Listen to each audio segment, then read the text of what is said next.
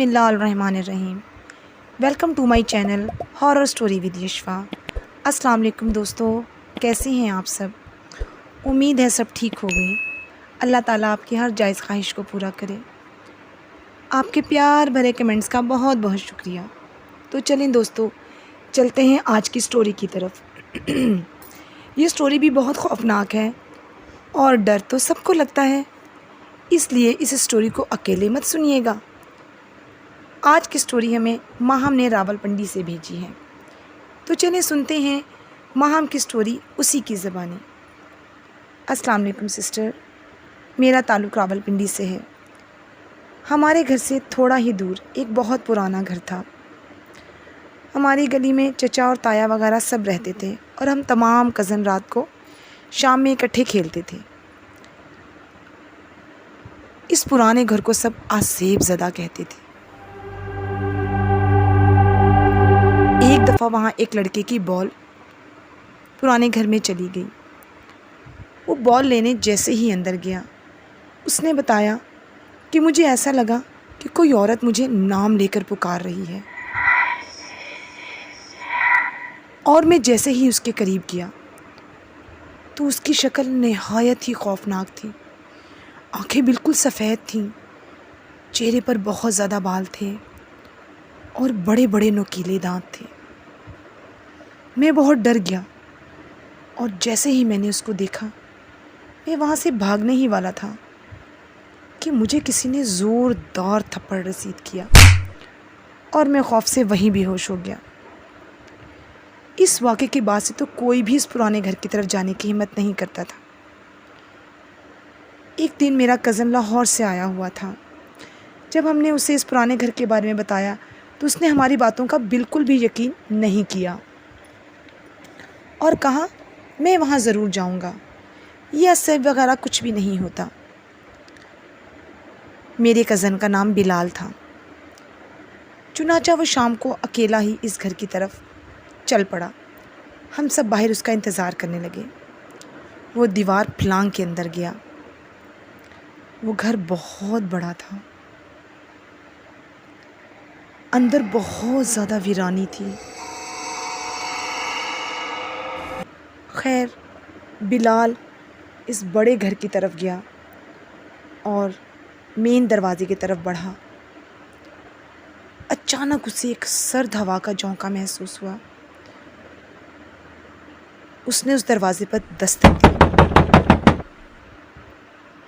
لیکن کسی نے دروازہ نہیں کھولا۔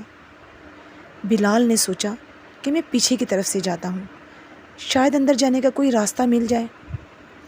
اس کے ہاتھ میں ایک ٹارچ بھی تھی۔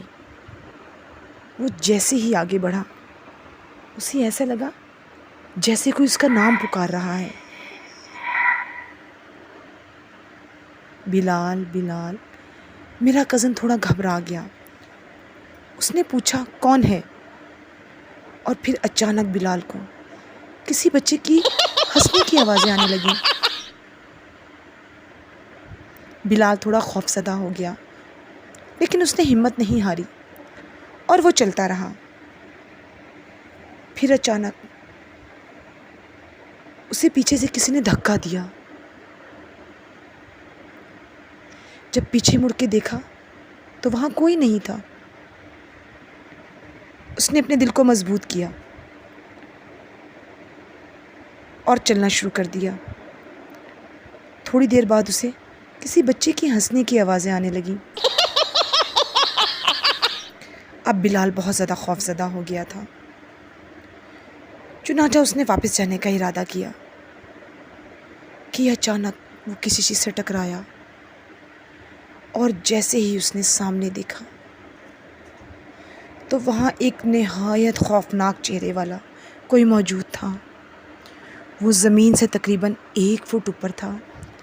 اس کے ہاتھ پاؤں بڑے بڑے کالے رنگ کے تھے، خوفناک آنکھیں بالکل انگاروں کی طرح تھیں۔ اتنا بھیانک چہرہ آج سے پہلے اس نے کبھی نہیں دیکھا تھا۔ بلال تیزی سے بھاگا۔ اسے ایسا لگ رہا تھا کہ کوئی اس کا پیچھا کر رہا ہے۔ کسی بھی طرح باہر آنے میں کامیاب ہو گیا۔ ہم سب باہر اس کا انتظار کر رہے تھے، لیکن وہ پسینے سے شرابور تھا۔ ہم کسی طرح بھی اسے گھر لے گئے، لیکن بلال بہت ڈرا ہوا تھا اور رات تک اسے بہت تیز بخار چڑھ گیا۔ وہ کچھ بھی بتانے کی پوزیشن میں نہیں تھا۔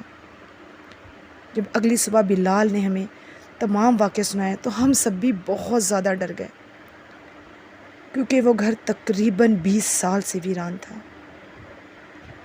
اور وہاں ضرور کسی آسیب کا سایہ تھا۔ تو یہ تھی دوستو ماہم کی سچی یاد بھی تھی۔ اگر آپ کو یہ کہانی پسند آئے تو میرے YouTube channel horror story with Yashfa کو لائک کریں اور سبسکرائب کریں، اور اگر آپ کے ساتھ بھی کوئی ایسا خوفناک واقعہ پیش آیا ہو تو میرا ای میل اور واٹس ایپ نمبر ڈسکرپشن میں موجود ہے، تو وہاں آپ مجھے اپنی کہانی شیئر کر سکتے ہیں۔ مجھے اپنی دعاؤں میں یاد رکھیے اور ہمیشہ اپنے والدین کا خیال رکھیں۔ اللہ حافظ۔